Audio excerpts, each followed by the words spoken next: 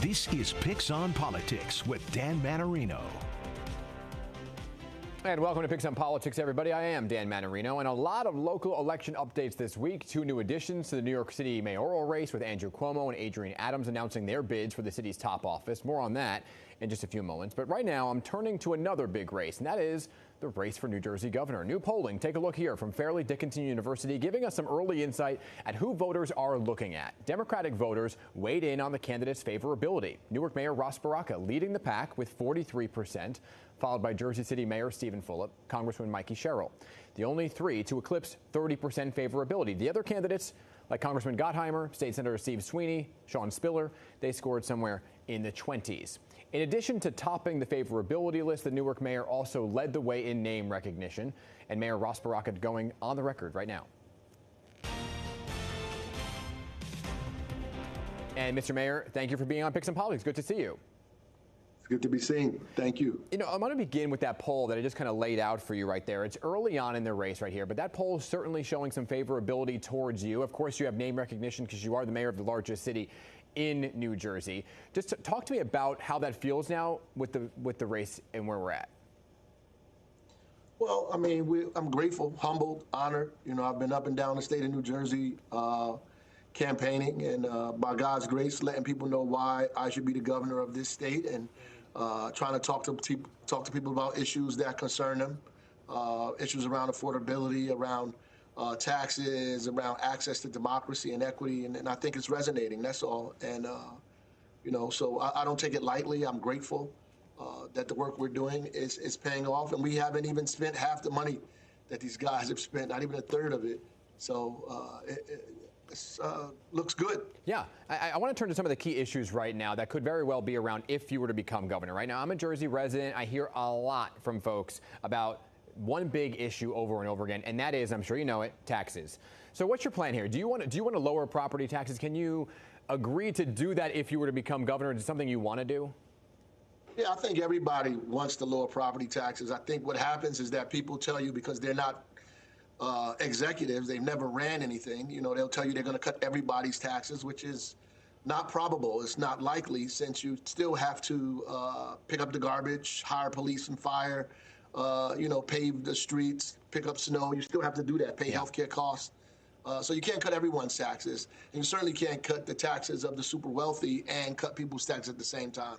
You have to make people pay their fair share. You have to even out the tax code, make sure that people are paying what they should be, and that the lower, you know, people in a lower income is not paying more than people in upper income. And you begin to lower property taxes by lowering healthcare costs. That's number one, by building more housing in these communities, combining resources and services, whether it be school systems or police departments or fire departments. You have to figure out how to combine services to lower your fees. The schools is one of the number one things that raises people's taxes. You have to figure out how to unify school districts. You know, speaking of costs, Mr. Mayor, I want to talk about tariffs. The Trump administration has brought up tariffs on Mexico and Canada. It's on pause at least for a month. But as of this taping, the one on China remains. So, of course, it was a last-minute decision to delay the tariffs again. The stock market reacting to this, right, back and forth. At the end of the day, New Jerseyans just want costs to go down. So what could you do if you were governor to protect your state from a trade war?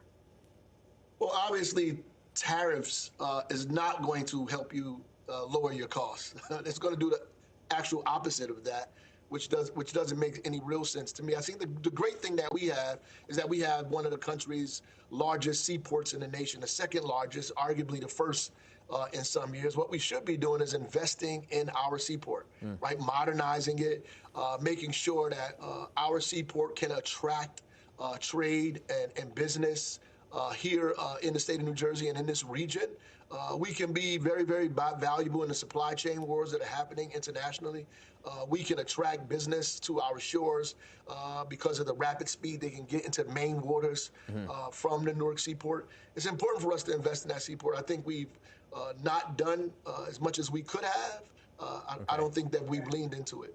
You know, and speaking of costs, I want to talk about the commute, because the cost there has gone up, whether people are riding the trains, Mr. Mayor, or driving with congestion pricing. And let me begin with congestion pricing for a moment, because the president has agreed to kill the plan, which Phil Murphy wanted. But that's now in the courts. So how do you feel about this? Because it could very well still be in the courts. As we know, things take a very long time in the court system. If you were to become governor, how do you support or not support it? Well, I think congestion is a problem, and I have to be opposed to it. I mean, in Newark, 1 out of 4 kids have asthma because of particulate matter in the air, because of trucks and cars that are there. So that is a problem. I think that the governors should have gotten together ahead of time and figured out a way to raise dollars for public transportation. I think if we expand transit, we wouldn't even be having this argument. If we could do it, if the MTA and New Jersey Transit figured out a way to unify some of the costs and figure out how to expand without going through this kind of war, we wouldn't be here. But I don't necessarily agree with congestion price that drives rates this high. We need to figure it out, and I think we need to bring people to the table to be able to talk about a better plan than what exists now. So that's on the driver's side. On the commuter side, right, New Jersey Transit has been a headache for Garden State commuters, from unreliable service to a sharp increase in fares. So you say you want corporations to pay their fair share, but what's the plan to make that happen? Well, honestly, I think we need to reinstate the corporate business tax the way it is, the way it was.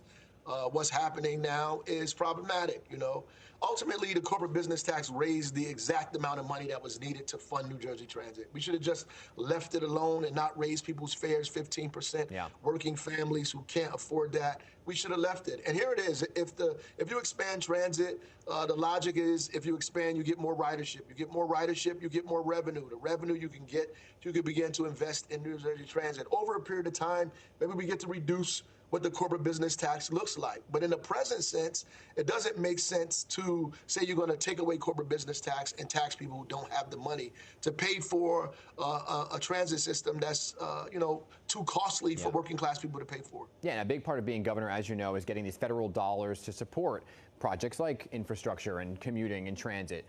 So I want to ask you about this, because in a Sirius XM interview, you were asked about how you would work with President Trump for things like this and find common ground with him. And you said, quote, "It's difficult to find common ground with somebody who is trying to kill you." That was a quote from you. So what did you mean by that? Yeah. Well, it's clear. That's what I meant. It's hard to find common ground. You don't invite people in your house who you know are going to rob you. I mean, that's just the reality. I mean, you can't cut Medicaid. You can't cut veterans benefits. You can't attack DEI. You can't fire thousands of federal workers. You can't do these things and then expect us to pretend that it's not happening. These things are in fact happening. And that we have to respond to those things because they're hurting regular families in our communities every day. Now, if does that mean we can't have a discussion about things that make sense? Absolutely not. I mean, we can have a discussion, about the Gateway Tunnel. We can have a discussion about expanding transit, about, creating opportunities and investing in the economy and small business and infrastructure. We certainly can have discussions about that. I mean, it doesn't, make it so I won't talk to him at all about anything that makes sense for working class families in New Jersey.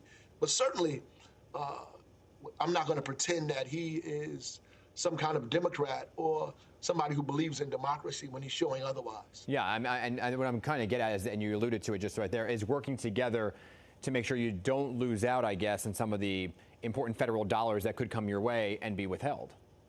Yeah, the problem is he's going to withhold dollars. He's threatening to withhold dollars because we want to act like regular human beings, because we want to be citizens to our neighbors.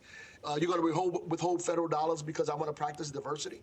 You're going to withhold federal dollars because I want to protect LGBTQ folks in our community. You want to hold with federal dollars because, we want to do the things that are our values. That's a problem, right? So look, New Jersey gives the federal government more money than we get in return in the first place. At some point, we're going to have to put our foot down and say, look, these are the things we're going to do in New Jersey. This is what our policies are. This is what democracy looks like for us, and we're going to push forward in this direction. And we're going to protect ourselves the best way we can. If we have to go to court, right? If we have to figure out other ways to fund things, if we have to withhold state dollars until you take us to court. Okay. That's what's going to have to happen. All right, Mr. Mayor, I got to leave it there for now, but I appreciate you being here, okay? Yep. We'll talk to you soon. And with that, everybody, we'll be right back.